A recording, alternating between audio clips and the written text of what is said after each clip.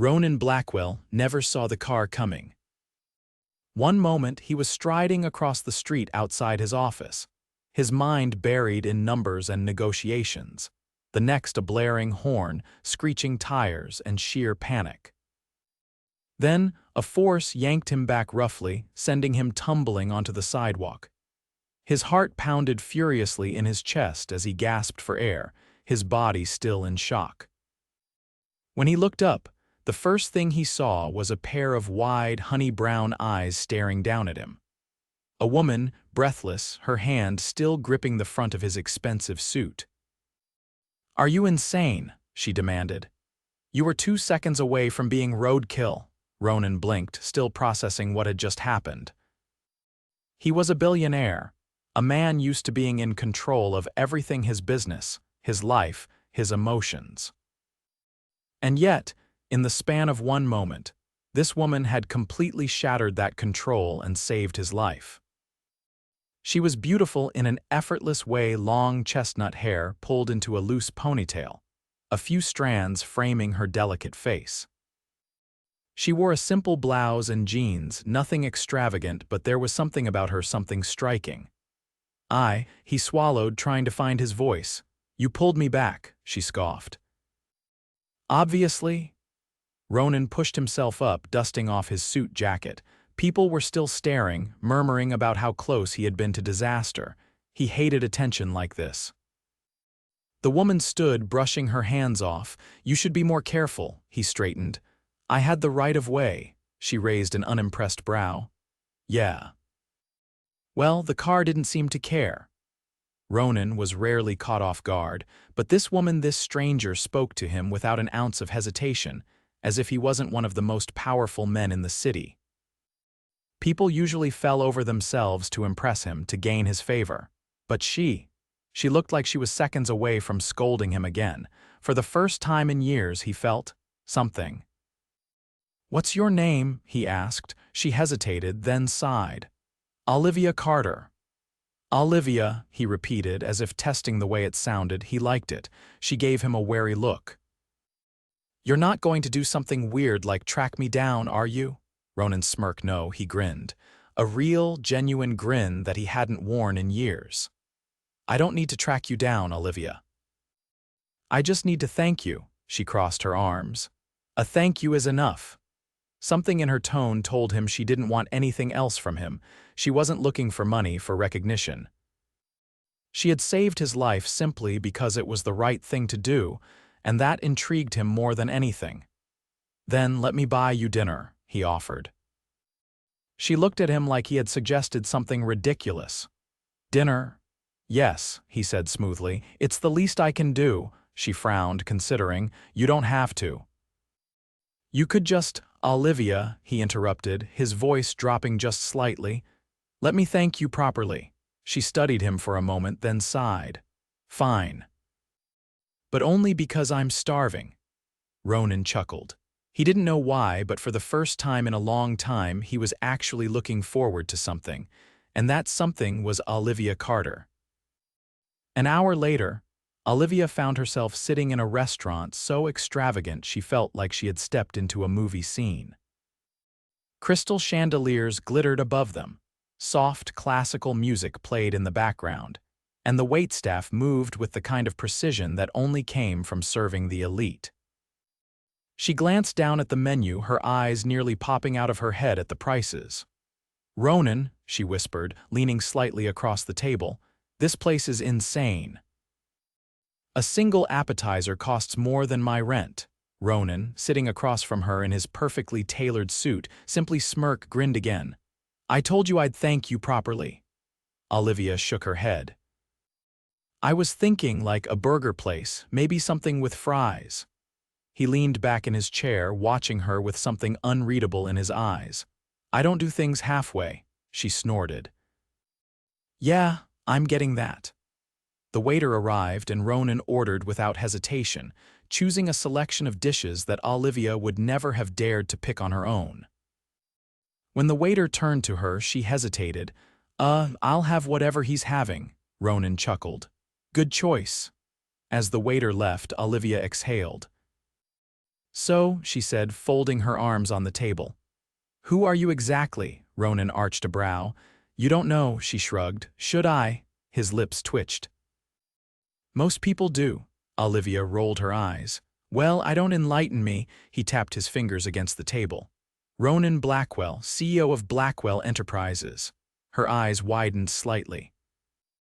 Oh, he echoed, amused. I mean, I've heard of Blackwell Enterprises, she admitted, but I didn't exactly memorize the CEO's face.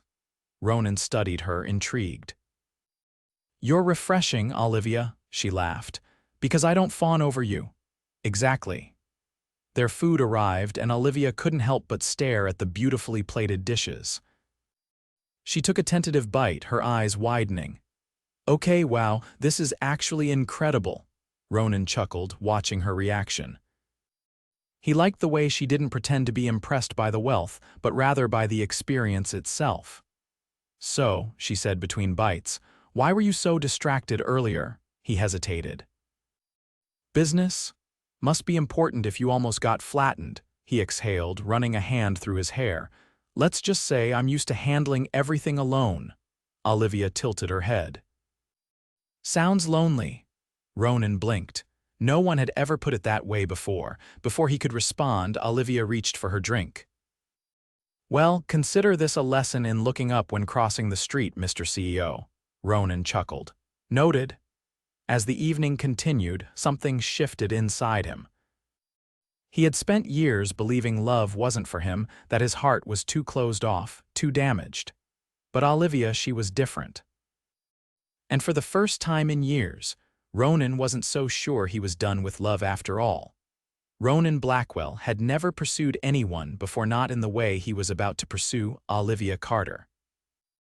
Women usually sought him out, their intentions obvious from the moment they laid eyes on him. They wanted his name, his power, his wealth. Olivia, however, had no idea what she had walked into, and that made her the most fascinating person he'd ever met. She wasn't impressed by the luxury restaurant, didn't ask about his business, and certainly didn't treat him like a man worth idolizing. Instead, she had saved his life and then gone about her day as if it had been nothing. That was why, the very next evening, Ronan found himself waiting outside the bookstore where Olivia worked. Through the large glass window, he spotted her stacking a pile of books onto a table, her brow furrowed in concentration. A strand of hair had slipped loose from her ponytail, and she absently tucked it behind her ear as she moved to the next shelf. He stepped inside, the small bell above the door chiming. The store smelled of ink and paper, a stark contrast to the sterile scent of boardrooms and penthouses he was used to. Olivia glanced up, and when she saw him, her expression flickered from surprise to suspicion. "Are you stalking me?" she asked, crossing her arms. Ronan let out a low chuckle. "I prefer the term following up," she sighed, shaking her head. "Let me guess, you're here to thank me again." "Actually, no," he said smoothly. "I'm here to ask you to dinner." "Again?" Olivia blinked. "I thought we covered this. One dinner and we're even." "I don't believe in even," Ronan replied, stepping closer. "I believe in persistence." She gave him an exasperated look. "You're not used to hearing no, are you?" "Not often," he admitted, "but I'm willing to make an exception for you." "Temporarily?"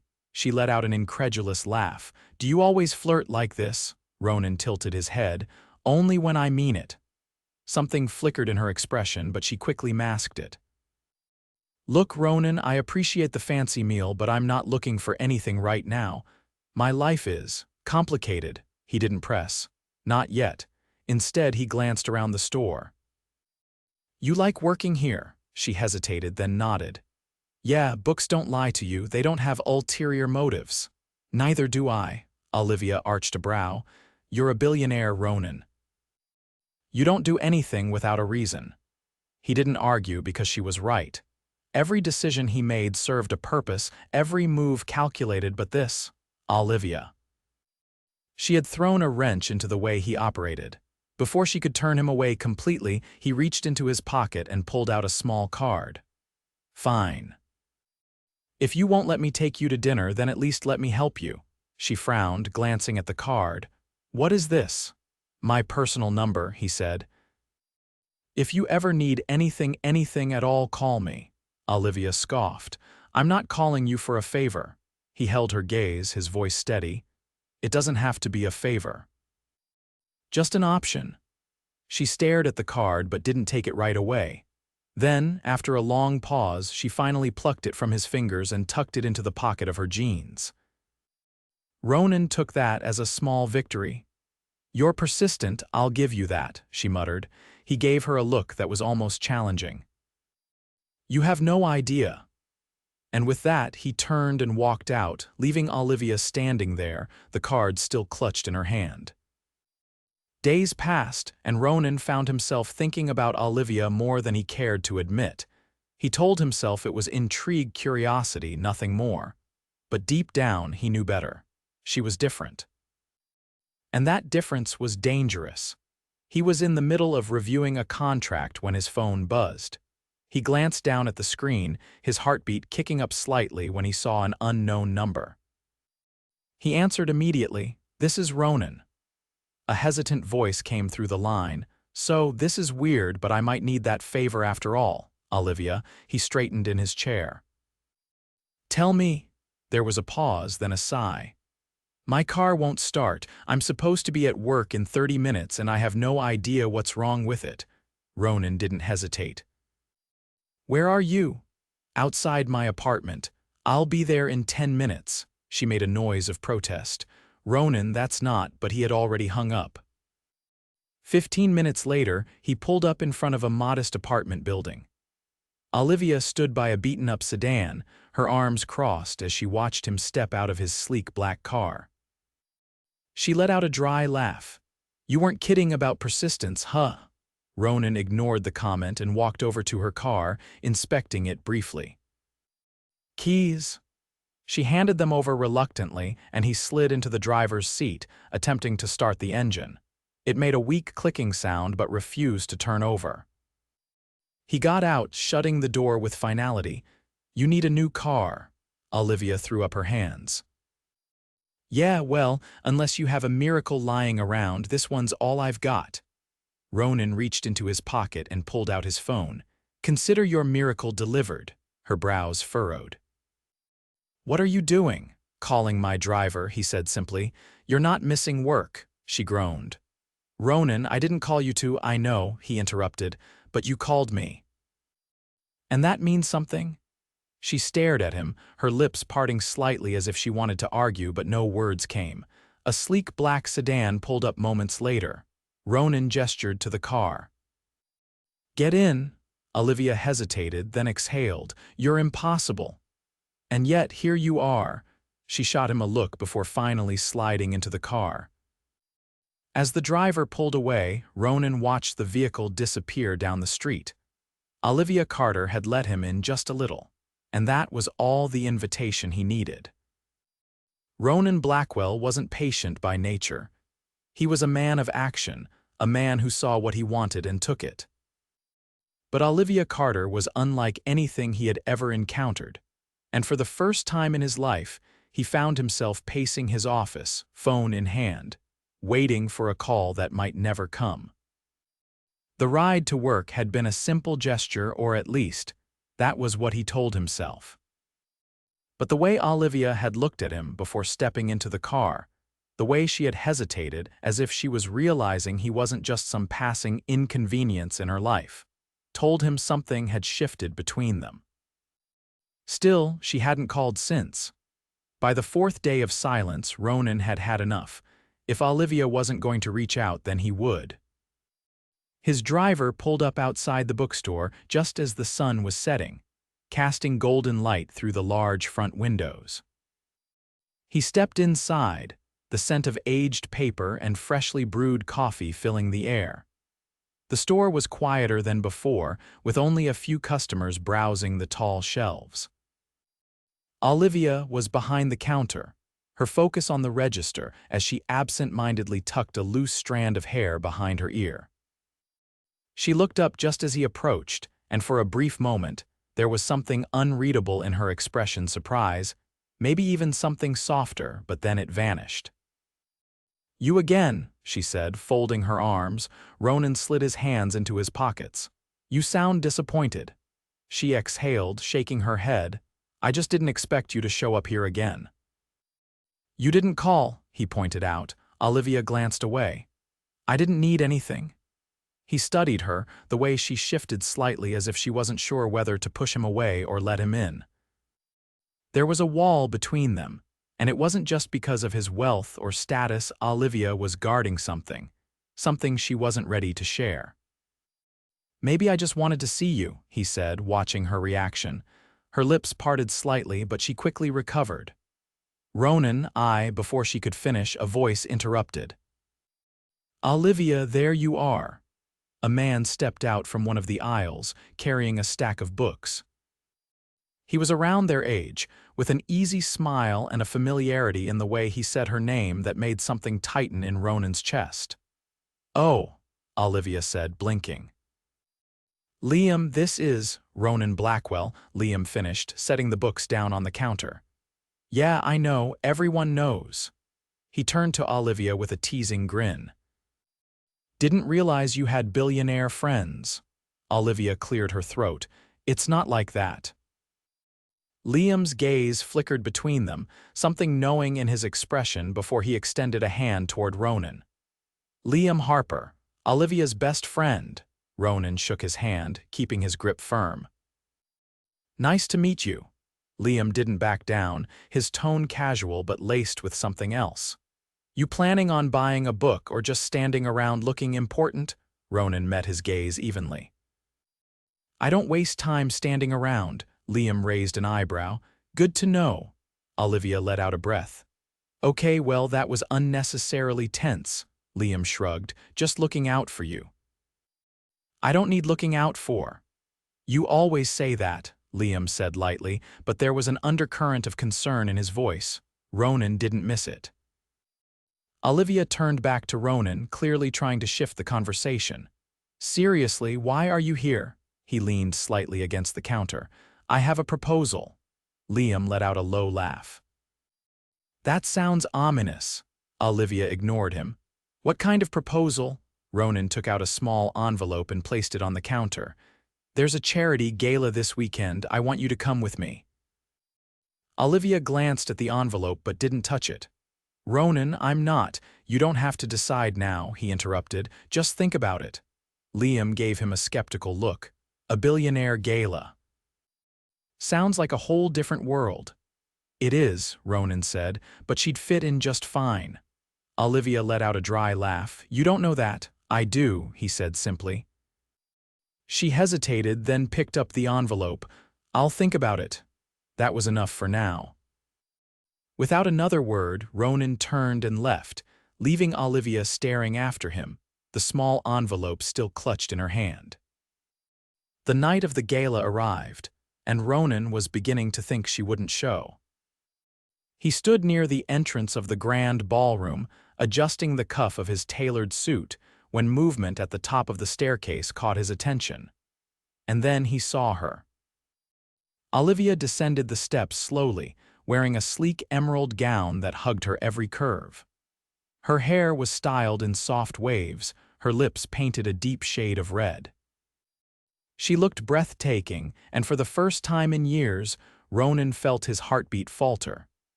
She reached the bottom of the stairs, her eyes searching until they landed on him. "I almost didn't come," she admitted. "But you did," he said, offering his arm. She hesitated before slipping her hand into the crook of his elbow. "This is a bad idea." Ronan smiled faintly. "Probably." They stepped into the ballroom together, and just like that, Olivia Carter was no longer just the woman who had saved his life. She was the woman who had changed it. The gala was a world Olivia had never stepped into before, a shimmering, opulent display of wealth and influence where every smile was calculated. Every handshake held unspoken power. But for all the grandeur surrounding her, she only noticed one thing: Ronan. He had barely left her side all evening, his presence a steady, undeniable force beside her. Whenever someone approached, he introduced her with a quiet confidence, as if it were the most natural thing in the world for her to be there. And despite the curious glances and whispered speculation from the elite guests, Ronan never faltered. It should have been overwhelming, but instead, Olivia felt something unexpected safe. As the evening progressed, the music shifted to a slower melody, signaling the start of the formal dance. Couples moved to the center of the ballroom, fluid and elegant, lost in the rhythm. Olivia had no intention of joining them, but before she could retreat, Ronan's hand found hers. "Dance with me," he said, his voice low. She hesitated. "I don't think I'll lead." There was something in his gaze that made it impossible to refuse. Without another word, he guided her onto the dance floor, one hand settling at the small of her back, the other holding her fingers lightly.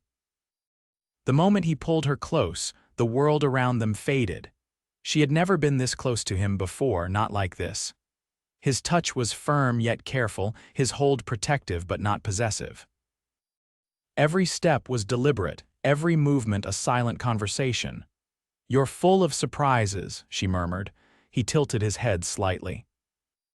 "How so?" "For one, I didn't peg you as the dancing type." His lips curved just slightly, not in arrogance, but in something softer. "There's a lot you don't know about me." She met his gaze, something unreadable flickering between them. "Then tell me something I don't know." He considered for a moment as they moved in perfect sync. "I used to think love was a distraction. An inconvenience." Olivia inhaled sharply at the honesty in his words. "And now," she asked, his grip tightened ever so slightly. "Now, I'm reconsidering." The way he said it, like a quiet confession, sent a warmth through her that she hadn't expected. Before she could respond, a voice cut through the moment. "Blackwell." Ronan's expression hardened as they turned to see an older man approaching a man with the same sharp jawline and piercing eyes as Ronan himself. Olivia immediately understood. This was his father. "Didn't think you'd actually show up tonight," the older man said, his tone measured but laced with something colder. Ronan's posture shifted, his usual confidence turning rigid. "I had a reason to." His father's gaze flickered to Olivia, assessing. "Ah. And this must be the reason." Olivia felt the weight of his scrutiny, but before she could react, Ronan's hand slid protectively against her back. "Olivia," he said smoothly, "this is my father, Richard Blackwell." She nodded politely. "It's nice to meet you." Richard gave a small nod, though his expression remained unreadable. "I hope you realize what kind of world you're stepping into." Ronan's jaw tensed. "That's enough." Richard held his son's gaze for a long moment before sighing. "I won't interfere." "For now." Then, with a final glance at Olivia, he stepped away, disappearing into the crowd. She exhaled, the tension lingering in the air. "Well, that was unavoidable," Ronan finished. Olivia studied him carefully. "You and your father don't have the best relationship, do you?" He shook his head. "He sees emotions as liabilities. Attachments as weaknesses." Her heart clenched at the weight of his words. "And do you?" Ronan's fingers brushed against hers, his touch lingering. "Not anymore." The honesty in his answer hit something deep within her. And in that moment, Olivia knew this wasn't just a passing connection. Whatever this was between them, it was real. And that terrified her. The rest of the evening passed in a blur of polite conversation and stolen glances, but something had shifted. By the time Ronan led her outside to his waiting car, the air between them was charged with an unspoken understanding. When they arrived at her apartment, he walked her to the door, his usual composure still in place but his eyes betraying something deeper. "I had a good time tonight," she admitted softly. "So did I." His voice was quieter now, more careful. For a moment, neither of them moved. Then, before she could second-guess herself, Olivia stood on her toes and pressed the lightest of kisses to his cheek. Ronan stilled. When she pulled back, she half expected him to say something, to make a remark or tease her. But instead, he lifted a hand, brushing his fingers against where her lips had just been. Something between them had shifted yet again. "Good night, Ronan," she whispered, stepping back into her apartment. He didn't respond right away, he simply watched her, his expression unreadable. Then, just before the door closed, she heard him. "Good night, Olivia." And with that, the door clicked shut, but Olivia knew this wasn't an ending, it was just the beginning. Ronan had never been the kind of man to linger on a moment. His life was built on moving forward, on making swift decisions and executing them without hesitation. But after Olivia kissed his cheek that night, he found himself replaying it in his mind far more times than he cared to admit. Something had shifted between them, something undeniable. And for the first time in years, he wasn't certain what his next move should be. The next morning, he was already in his office before sunrise, staring out at the city skyline, his mind anything but focused on the financial reports spread across his desk. He barely registered the knock on his door until it opened, revealing his assistant, Lauren. "There's someone here to see you," she said. He turned, expecting a business associate or perhaps a board member, but the moment Olivia stepped into the room, everything else faded. She looked different today, more serious, as if she had spent the night turning something over in her mind. She didn't hesitate as she walked toward him, her shoulders squared, her gaze steady. "We need to talk," she said. Ronan nodded, dismissing Lauren with a glance before motioning for Olivia to sit. She didn't, instead remaining standing, her fingers gripping the strap of her bag. He leaned against his desk, arms crossed. "Something on your mind," she let out a slow breath. "Last night changed things, didn't it?" It wasn't a question. Ronan studied her carefully, sensing the weight behind her words. "It did," she exhaled, shaking her head slightly. "I told myself I wasn't going to get involved. That this wasn't my world and I had no business stepping into it." His jaw tightened. "And now," Olivia hesitated. "Now, I don't know what scares me more, the idea of walking away or the idea of staying." Ronan pushed off the desk, closing the space between them. "You don't have to be afraid." She let out a quiet laugh, but there was no humor in it. "That's easy for you to say, you're used to this. You know how to navigate it." He reached for her hand, his fingers brushing lightly against hers. "Then let me show you." She met his gaze, something uncertain flickering across her features. "Ronan, I don't want to be another name in your past. I'm not built for temporary." His grip on her hand tightened just slightly. "Neither am I." "Not with you." She searched his face as if trying to find any trace of doubt, any hesitation. "You're really sure about this?" Ronan didn't hesitate. "I've never been more sure of anything in my life." For the first time since she walked in, Olivia's shoulders relaxed. She squeezed his hand briefly before stepping back. "Okay." A slow, knowing warmth spread through Ronan's chest. "Okay," she nodded. "But if we do this, I need to do it my way. No grand gestures, no extravagant displays. Just us." He considered for a moment, then nodded. "Whatever you need." A small smile played at the corners of her lips. "Good. Now, do you actually work in this office, or do you just stare out the window looking brooding all day?" Ronan chuckled, shaking his head. "You're going to be trouble, aren't you?" She grinned. "Absolutely." And just like that, something solidified between them. The days that followed were unlike anything Ronan had experienced before. Olivia didn't demand anything from him, didn't expect lavish gestures or public displays of wealth. Instead, she wanted time, real, uninterrupted moments where they could simply be. So that's what he gave her. Afternoons spent walking through parts of the city he rarely visited, late-night conversations that stretched until sunrise, quiet moments where they simply sat together, saying nothing at all. For the first time in years, Ronan wasn't thinking about his next business move or his growing empire. He was thinking about Olivia, about the way she laughed when she let her guard down, the way she challenged him without hesitation, the way she made him feel something he had long since convinced himself he was incapable of. Love.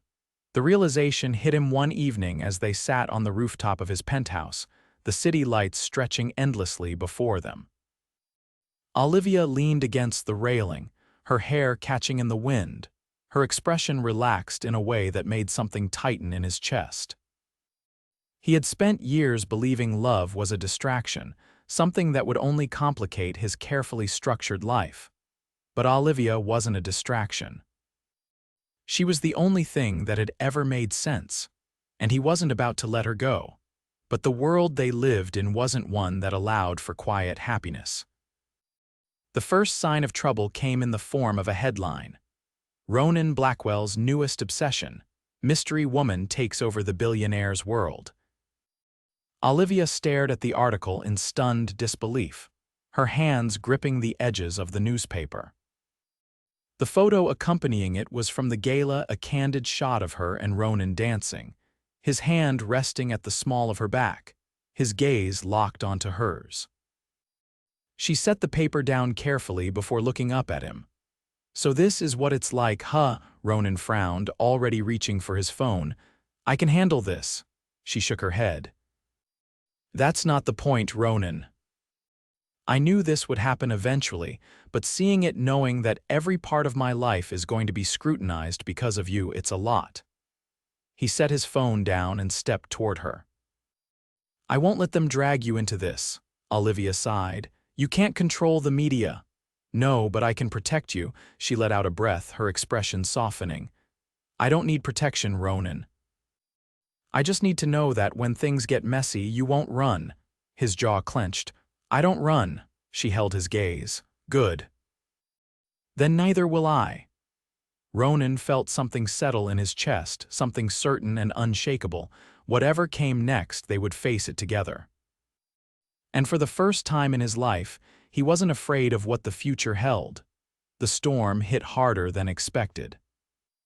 Not the kind that poured rain onto the city, but the kind that shattered the fragile normalcy Olivia and Ronan had built. The article was just the beginning. Within days, paparazzi lurked outside her bookstore, reporters hounded her colleagues, and speculation about their relationship consumed the media. Ronan had anticipated backlash, but he hadn't expected it to affect Olivia this deeply. She wasn't used to scrutiny, to strangers dissecting her life like it was a public spectacle. And no matter how much he tried to shield her, the world refused to look away. One evening, as he entered her apartment, he found her sitting on the couch, a stack of unopened letters beside her. The tension in the air was heavier than it had been in days. She didn't look up immediately, instead flipping an envelope between her fingers. "They're offering me money for my story," she said, her voice controlled but tight. "Some of these people want an exclusive interview about us." Ronan's jaw set. "You know that's not an option." She finally looked up, her expression unreadable. "I know. But it doesn't change the fact that my life is no longer my own." He crossed the room, lowering himself onto the couch beside her.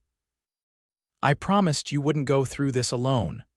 Her fingers tightened around the envelope before she set it aside. "I know you mean that, but this isn't your first time dealing with this." "It is mine." He reached for her hand, tracing slow, deliberate patterns against her palm. "Then tell me how to make it easier," she exhaled, leaning into him slightly. "I don't think you can." "It's just something I have to figure out." Silence settled between them, not uncomfortable but weighted with too many unspoken thoughts. Then she turned toward him fully, searching his face. "Would it be easier if I walked away?" The question sent a sharp current of frustration through him. "That's not even a possibility." Her lips pressed together, but he could see the hesitation in her gaze. Not because she wanted to leave, but because she was afraid of what staying would cost her. Ronan had spent his life building walls, keeping people at a distance. But Olivia had walked straight through them, and the thought of losing her now, unthinkable. He cupped her face, tilting her chin up so she had no choice but to see the conviction in his eyes. If you want to step away from the media, I'll make it happen. If you need me to disappear from the headlines, I'll ensure it. But if you're asking whether I'd be better off without you, his voice dropped to something raw, something unguarded. The answer is no. Her breath hitched, and for the first time in days she didn't look torn, she looked like she believed him. Then she whispered, "Okay." It wasn't just a simple response. It was an acceptance, a choice, and Ronan Blackwell never let go of what was his. The solution came faster than either of them expected. Ronan had always known how to control a narrative, and this time was no exception. Within 24 hours, he arranged a press statement, not through an interview or a staged event, but in the form of a single, powerful declaration. He donated a staggering amount to a literacy foundation in Olivia's name, ensuring that the focus shifted from their personal lives to something meaningful, something bigger than gossip. The media frenzy dulled, and the attention on Olivia gradually faded into the background. It wasn't about proving a point. It was about giving her privacy back. And when Olivia saw the news, she didn't say anything. She just walked up to him, wrapped her arms around his neck, and held on as if she had finally let the last of her fears go. That was all the confirmation he needed. Time moved forward, and with it, so did they. Their relationship wasn't conventional. It wasn't built on normal dates or quiet anonymity. But it was built on something unshakable. Olivia didn't try to change him, and Ronan didn't try to mold her into someone who fit his world.